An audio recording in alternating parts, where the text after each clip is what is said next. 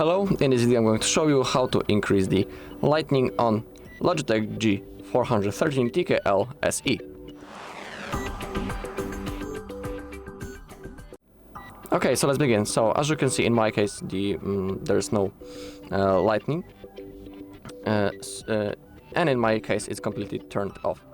To increase, simply hold the FN button, it's right in here, and now click on the F2 button.